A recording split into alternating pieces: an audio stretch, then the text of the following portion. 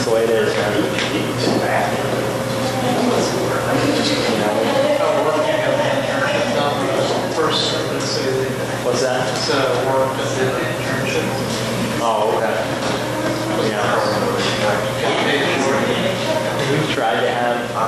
We've had insurance before, but I don't think we've had one in probably 2 years. At least.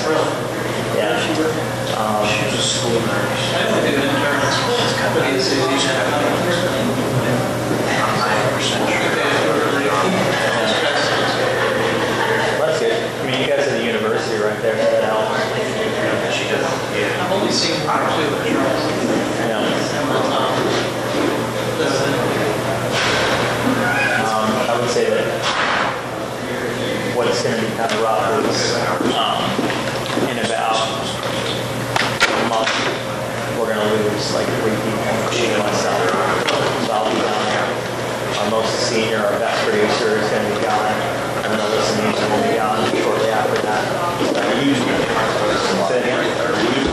Down at the end of this month. Done going on vacation? Like my contract is over. So you're headed out to the wilderness? Yeah. Do you have someone where you're just going to like? We're gonna be in California together for a little while and then figure out what we're gonna do from there. I wondered what you were doing, but because that kind of thing can be touchy, I didn't want to directly ask. Yeah, no. Well, some of my stuff is gonna move back to New York, like my car. I'm just gonna get back to New York. My mom. You and Carrie will live in Yeah. In Cali, so I don't know how long I'll be there for. But we'll see. It's kind of complicated. They're not ours. I thought the next week we're both with you again. Yeah. First they noticed. That's the thing. First big opportunity. Well, she has other opportunities. She could have gotten involved, but the money wasn't there. She probably could have gone to Dallas. She probably could have gone to Boston. There were several big places that she could have gone to. But for me to leave Charleston on television and go to one of those markets was really difficult. Yeah, I mean, it's not the same. Those industries, you obviously have to cover news or whatnot, but they're very different in terms of competition, what's open and what isn't open, and all that is very, very different. So, I had a job lined up in Florida, and I could have gone and took that job, but I didn't want it because I didn't want to.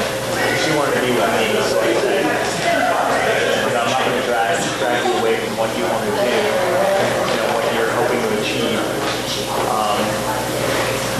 By moving you down to someplace that's going to be much smaller than where she could possibly go. Figure it out, or at least we're trying to figure it out. Yeah, it's a really tough town.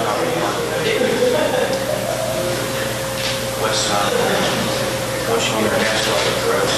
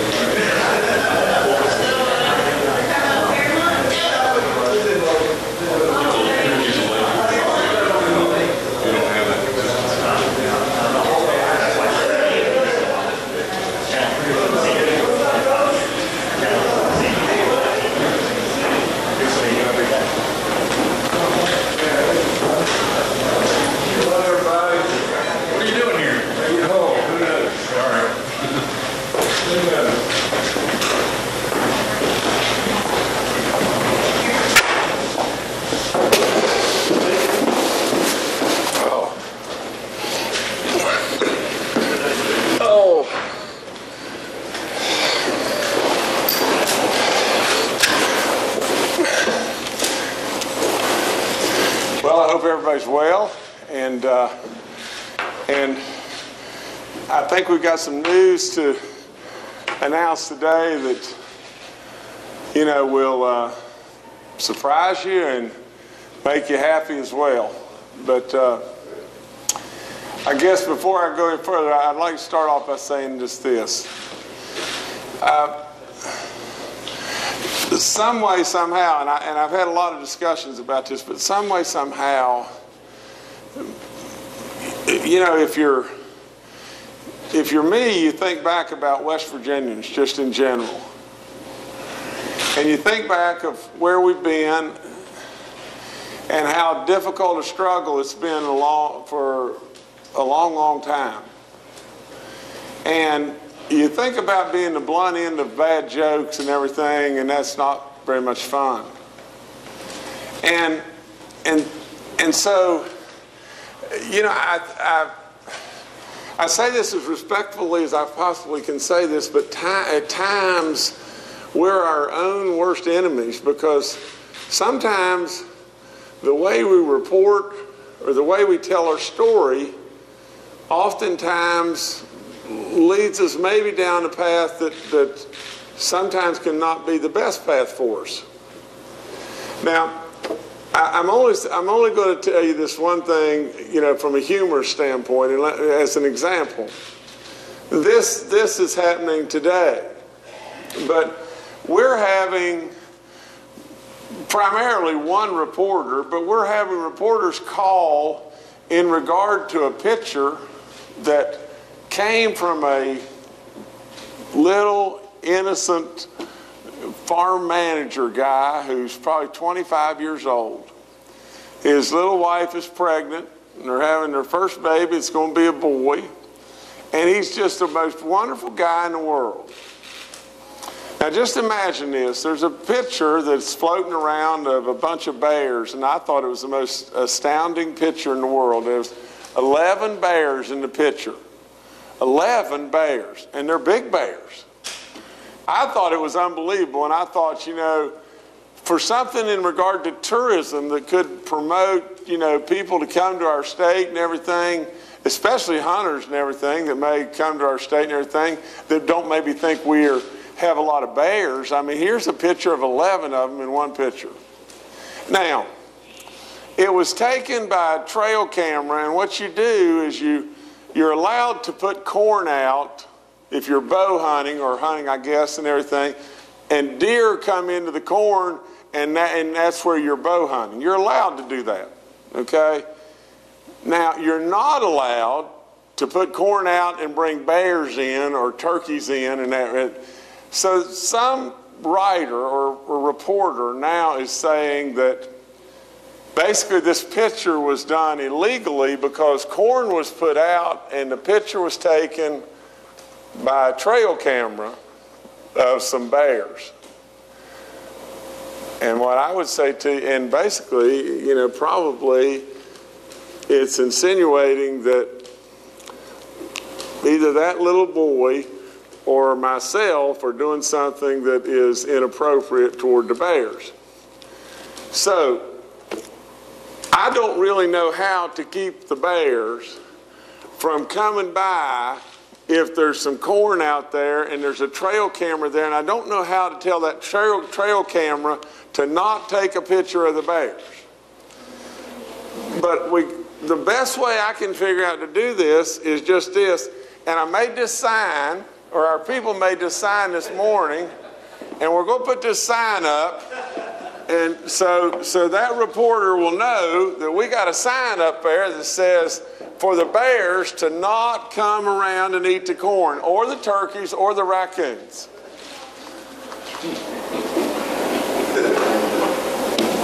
Now, y'all got to move my sign.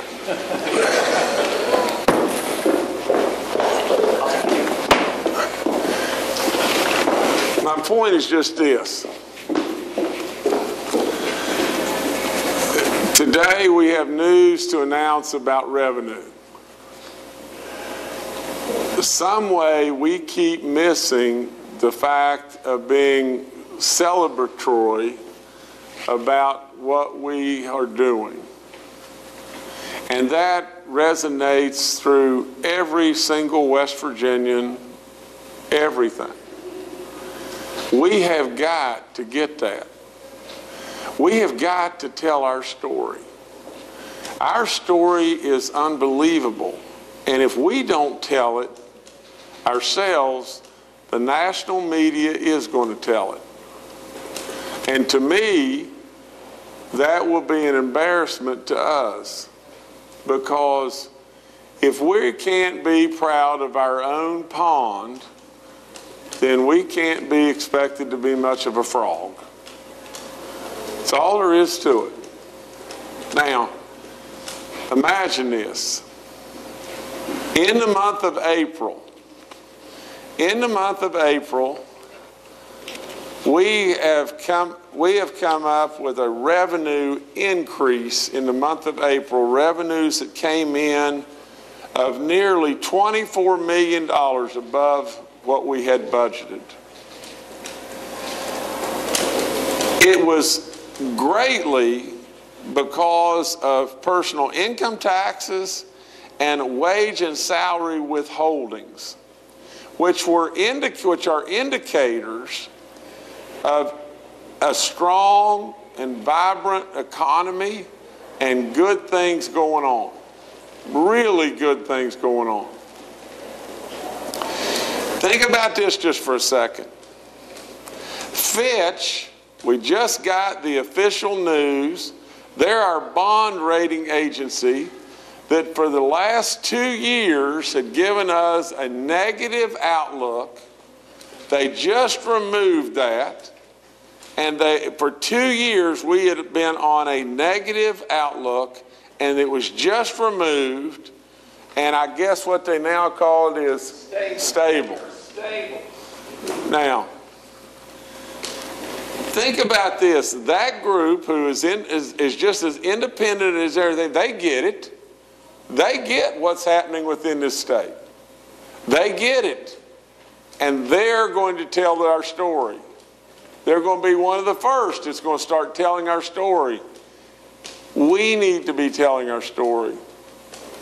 Now, let me tell you that in the Workforce West Virginia March Outlook says that we have created March of this year versus March of last year in the private sector alone, 6,900 new jobs. And you know what?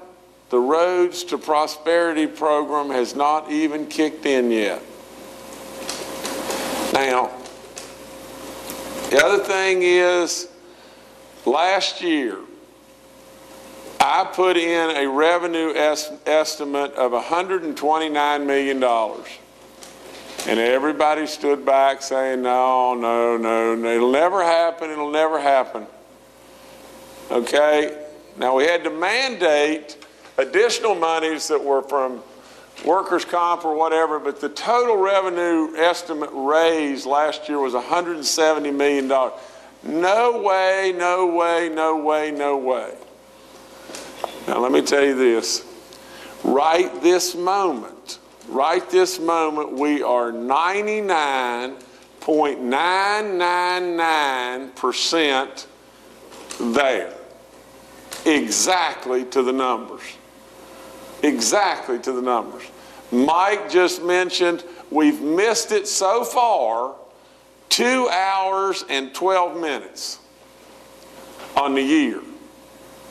So far, we've missed it by 2 hours and 12 minutes.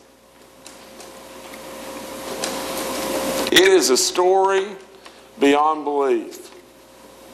Now, it is a story of celebration beyond all comprehension. Fitch says the revision of the outlook to stable from negative incorporates recent stability in key revenue sources. The state's proactive management of financial operations during this period of fiscal stress, improved expenditure controls for its Medicaid program, modestly stabilizing economic indicators, The AA ratings are supported by the still sizable level of reserves at the state's disposal, which provides financial cushions for the state going forward. Also this,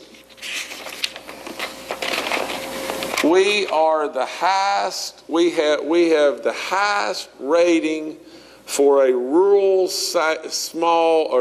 rural state of this size. Now, guys, I could go on and on, but I think you should direct your questions probably to these people that know the block and tackling better than I. But let me just say just this, and this I really want you to listen to. And I should have led off by saying this. But 4 years ago, 3 years ago, way before I became a politician, trust me, I knew what bad times were. The coal business was terrible.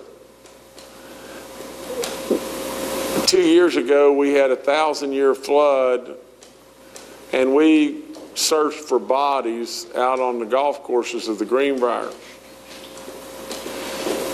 Since that time, the insurance companies have paid only a small fraction of the claim, and it's been tough. I know what tough is. And when I walked in here on day one, let me go back and say one other thing. You see, I don't believe in bankruptcy. I'm not a believer in that because others really, really get hurt. When I walked in here on day one and flipped the books open, this state was really bankrupt. That's all there is to it. And if we'd have thrown up the white flag, as maybe I could have done as well, you know, a lot of people would have gotten hurt. Well, I know what it takes to dig in and make things better, and that's what I've done. And that's what we've done as a state. And we need to be really proud, all of us, every last one of us, of what this state has accomplished. This state could have thrown up the white flag. I mean, it had nowhere to go. A $497 million hole, a $219 million present hole on top of that, nowhere to turn, being derated, nowhere to go. And look where we are. And it's a story, honest to goodness, that has yet to really, truly be told. For that, all I can do is say, for West Virginians who have been conditioned to be beat down and accept their place, I ran on the fact that tired of being 50th, we're too good. We're really too good. And we need to be singing our praises to the top of the mountains. And you know what will happen? The national media will sing our praises to the top of the mountains, and people will come. And as they come, things will get better. Now, we're not going to quit here, because absolutely there's still a lot of people out there that are hurting. And we're going to dig in and keep digging and digging and digging to help every single family in this state every way we can. That's what we're going to do. That's what my quest is. We're not done.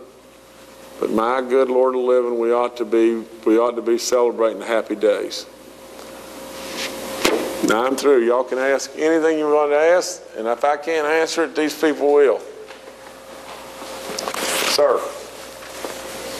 Sir, can we speak? Yes, sir. Brad McElhenney from Metro News. I'm Brad. I see that things are getting better, and I understand that. But many of us sat here June of last year after very difficult budget negotiations. And what had happened was that's the budget we're operating under for this year. Right. At that time, you were said, I can't even put my name on this. Do you feel differently now with this outcome? No. You know, at the time where we were a year ago, Brad, if we, you know, there was things within the budget that we could have done that would have helped a lot of people faster than they're able to be helped today. Just think about this. Just let me be real simple. We could have given a rebate check. We could have given a rebate check to the poorest of the poorest. We could have absolutely helped with exempting Social Security with the tweaking of almost nothing. You know, we could have done additional things then that would have proved to have been the correct things even now. We could have exempted our veterans' pay or retirement at that time, and would that have really hurt us? But we didn't for a year. I wasn't happy with that. And I'm telling you, I knew that we had a real shot to get better, and we are just starting to really move. Now, naturally, there's things, you could go back and say, well, you know, I guess there was some good with what came out of what came out of last year, but remember this, all the naysayers, we had to plug in a number to get to a zero. You know, somebody had to plug in a number, or we had to do this. What if I hadn't have plugged in the $129 million in revenue raise? What if I hadn't have done that? What would we have done? What would have happened? We'd have had to gone back and cut Medicaid, cut DHHR, cut higher ed, cut K through 12, even more. But I plugged in the number, didn't I? Look what's happened. Just look what's happened. It's a story beyond belief. That's all there is to it.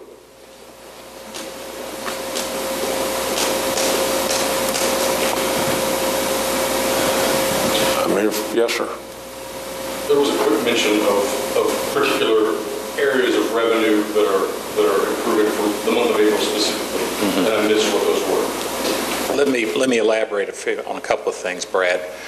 Of course, the starting point in January of 17 has been pretty much well documented, and the governor mentioned there a minute ago. We were $217 million below before January 17 to June 17.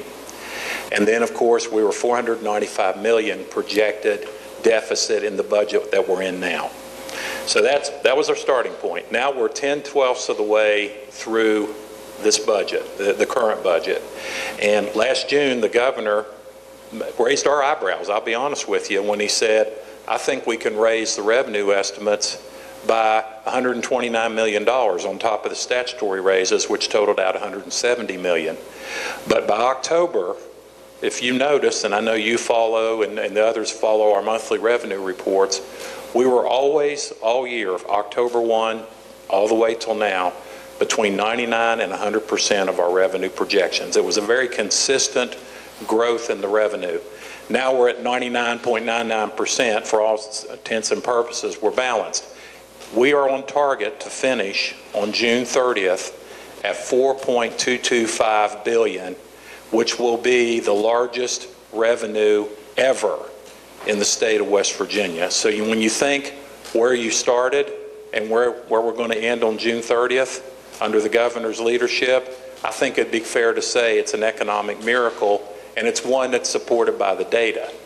Now, as far as the month of April, of course, Mark Muco is always better at giving detail than I am, but two key markers that the economists like to look at and are very important, and they're both up in April, and that is the state income tax receipts, personal income tax, and employee withholdings. Of course, employee withholdings is very consistent with people working and more pay being withheld from paychecks, which is consistent with the number of 6,900 new private sector jobs from March 17 to March 18. So when you add all that up, we're coming up to a very successful fiscal year with respect to the bond rating agencies. We were there last week. We being the governor, being the lead presenter, myself, Mark Muco, Mike McCowan, Mike Hall, Ann Erling from the governor's office, and Tom Smith from the highways to present the highway part of our presentation. And the point was, we're going to market later this month with $800 million worth of general obligation bonds. So those rating agencies, that being Fitch, S&P, and Moody's, they were serious because they knew they were going to be rating our bonds for this $800 million issue. And we've already gotten the first written release from Fitch. They were very impressed for the reasons the governor stated.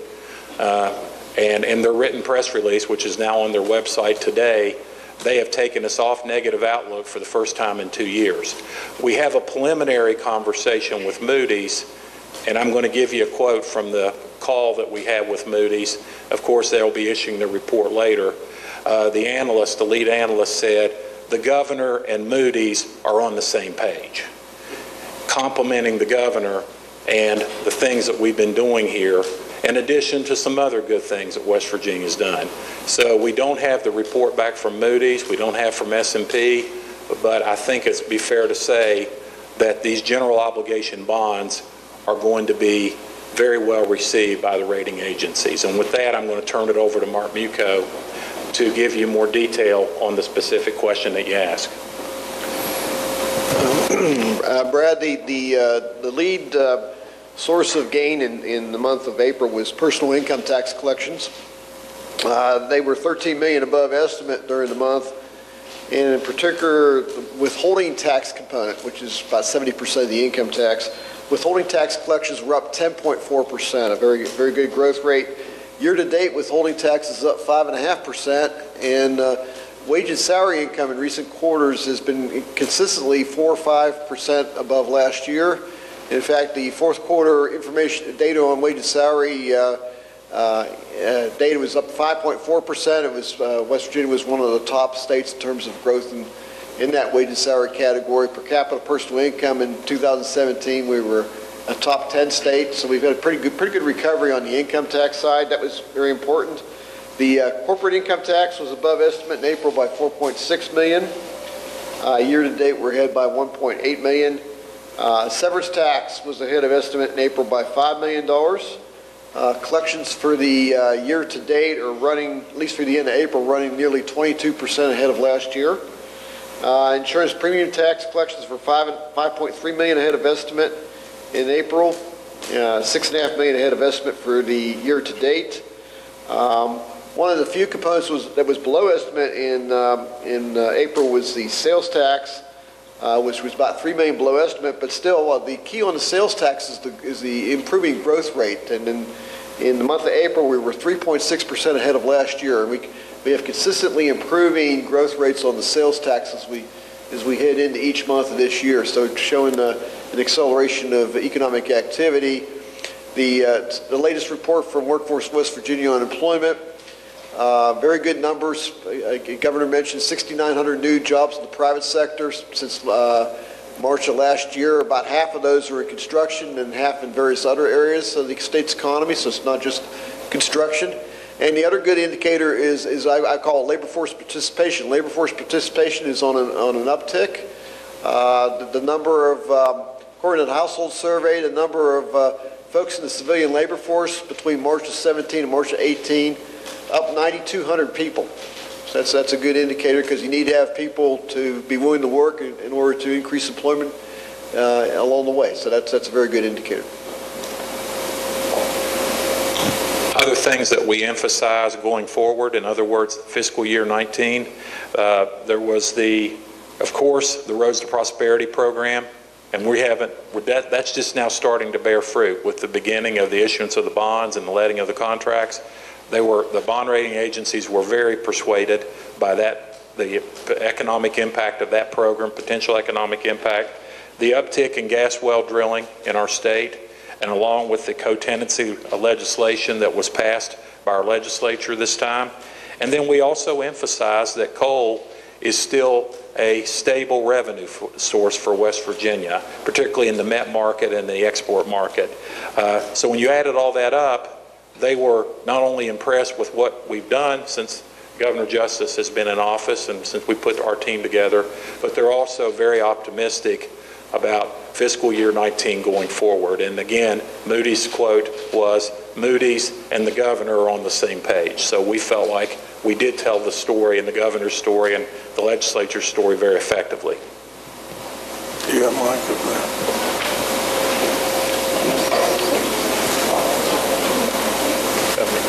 Yes, sir. And I'm confused about something. Governor, I thought you said that income tax collections were $24 million above estimate. No. You said 13. No. I said the two things that were from what Mark said that were driving the increase in the revenue were the personal income tax and the withholdings. Those were the two primary drivers of the 24 million. Okay. Yeah, that's correct. Most of the bulk of the increase came from income taxes, but when you add all the revenue sources up together, we were 23.7 million above estimate. Right. Yeah. So the labor force participation, I know that West Virginia has historically been last in that area for a long time, but there is an uptick. Do you know how we compare with the rest of the nation? Are we still last in that area? As long as that statistic has been reported, which goes back years, West Virginia has consistently been last in the country. Typically, rural areas have lower participation, no matter what state you are, rural areas have lower participation rate than urban areas, but the positive move is the uptick in the labor force participation rate, moving in the right direction, because we need to have labor available in order to meet the new jobs that are being created, so that's a very important stat. And then the 9,200 increase is very significant. That's what I hope you report. I hope you report the fact, that while things still may not be at the top of the rainbow and everything, things are surely improving. And if rural states do have a lower rate, well, they just do. That's all there is to it. And like Brad asked me, about last year's budget and everything, there were things within that budget, no question, that are always good. But overall, there was the principle, the message, I guess the message, if you were listening to the sermon, the message was just this. There are things we could have done that we didn't do that we cost people a year of waiting or more. And the other thing is, if we had not put in the $125 million, what we did by putting it in was we saved our universities and the K through 12 and the DHHR and the autistic. We saved all kinds of people by having the guts to put it in. If we hadn't put it in, we would have had all kinds of additional casualties. Governor, you alluded to some of the problems your personal businesses have been having. Have you taken steps to rectify some of the unpaid debts that businesses have? Absolutely, Phil. Absolutely. And I think what you'll see is, I think there's a day coming in just a matter of a couple days to where we'll be able to report to you that every single tax owed from any of my affiliates to West Virginia are paid in full. And I've told you that was coming, and I've told you that I wouldn't walk away from any obligation whatsoever. There's times when things are tough, and it would have been easy. The easiest thing in the world that a lot of people did, if you'll go back and look, coal companies, 55 of them just threw up the white flag, stiffed everybody coming or going, took bankruptcy. I wouldn't do it. And so at the end of the day, I've told it and told it and told it. You don't have to worry about my obligations. My obligations will always be fulfilled. Taking more turns than my fair ones. But You can take all you want. I think you mentioned severance taxes up. There is a statewide debate that's been bubbling for a few months as to whether service tax rates on natural gas are appropriately level right now. Whether increasing that service tax might provide more money for some of the things we've debated.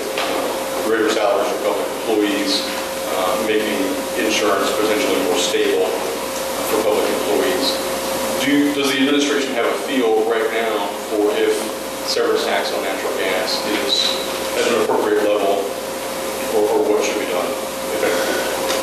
Well, let me answer, and then you guys are welcome to say anything you choose. But Brad, remember this now. First state of the state. What did I say? First state of the state. I said we should tier severance tax on coal and gas. We should tier it. When things are really good, we ought to be able to receive more.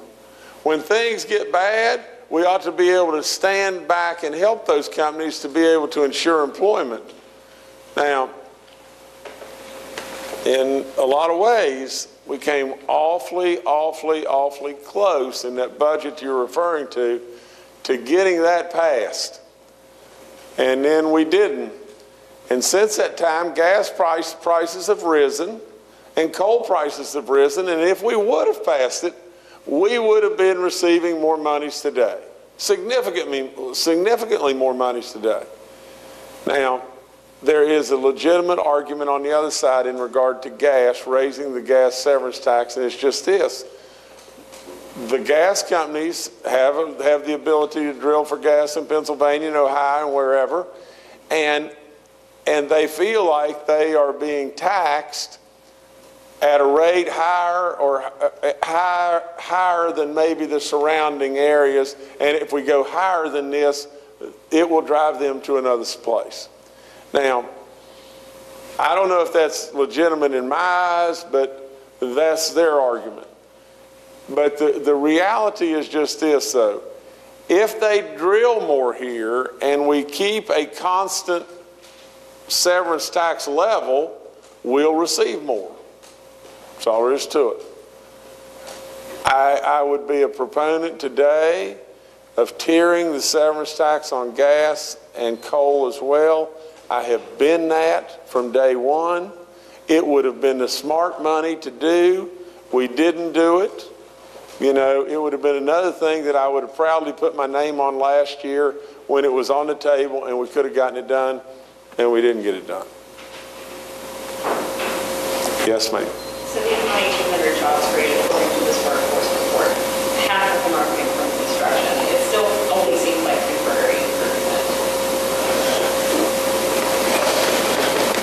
Can y'all ask a nice question? I mean, can you ask something that is happy? Yeah. Well, it's fair. Of course it's fair. Of course it's fair, you know. But if you were to say, Governor, you're dressed really nice, but Governor, you've got this hair up in there standing sideways, and the hair is standing sideways. You're right. But no, I can't answer that. Go ahead. I kind of want to chime in with what he's saying, and that is that, you know, I was finance chairman for years, and I saw the dark days. And I know when this year it looked like the budget was going to be balanced, I couldn't believe it. And then now it is.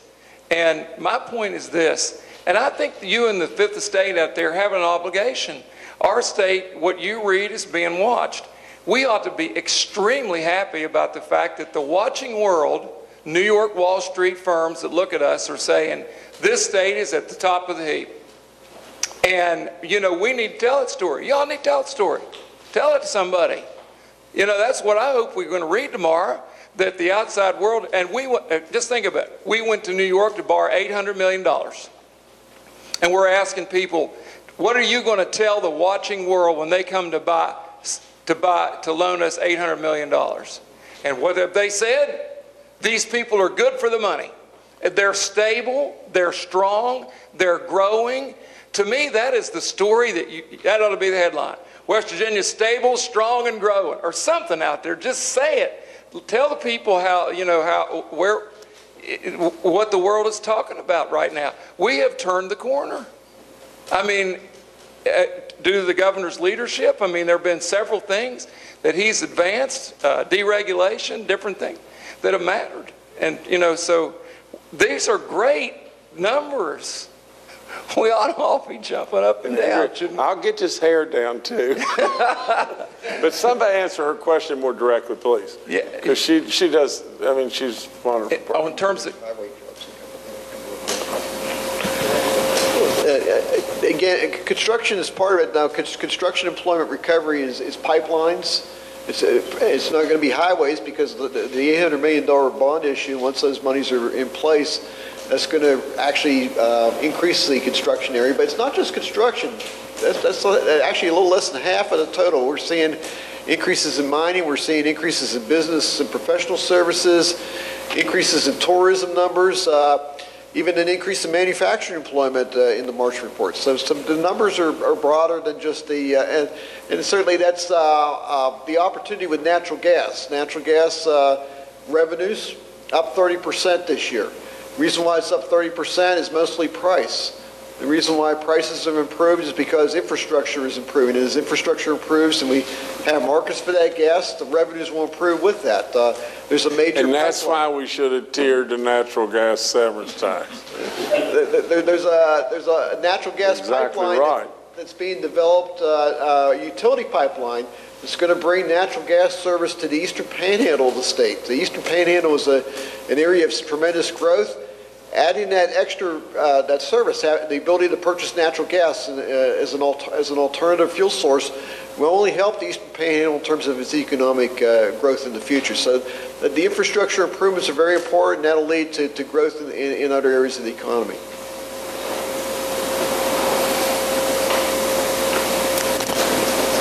Governor, it's May, interim coming up. You've hinted or said that there's going to be a special session, I think, about the Arts Department and maybe about sports betting. Is that still the plan? I think so.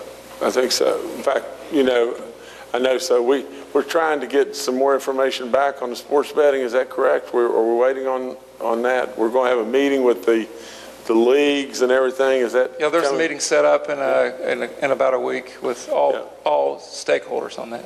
And I think even the PGA is coming in, or maybe the NCAA also is coming in. So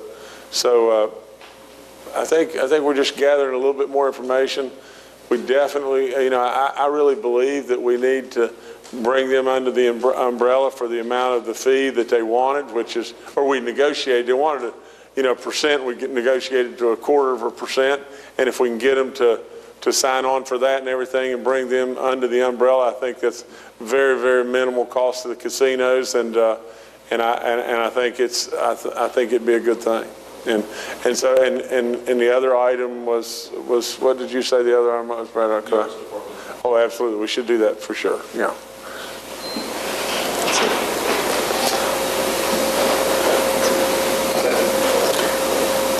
But let me just say, the last of my last, and it's just this, is, naturally I'm really proud. I'm proud beyond belief. I go back to a thing that happened that was a big driver, really and truly, of the reason that I ran, and that was the guy in the golf tournament that walked up to me years and years and years before I ever thought about running for office. And I've told you many times, he grabbed my hands, he grabbed both my hands. He's an older fella and everything, and he had tears running down his face because he had just heard me on CBS and everything praising West Virginia. You see, I've said it a million times, I don't want a thing. I've never wanted a thing, nothing whatsoever for me, nothing. You know, at the end of the day, all I want is for the world to know how good we really are. And here this guy, and he introduced himself. He said, I'm Bob something, and I can never remember his name. With tears running down his face, he said, I'm 87 years old, and I want to thank you for making me feel prouder about who I am as a West Virginian. Now look, we've been beat down too long, and we're racking it right now. We are absolutely racking it, and we need to be telling our story. So, no matter what you say or do or whatever, I'm going to keep telling it. And it's a happy day. Really happy day. All right, guys, thank y'all.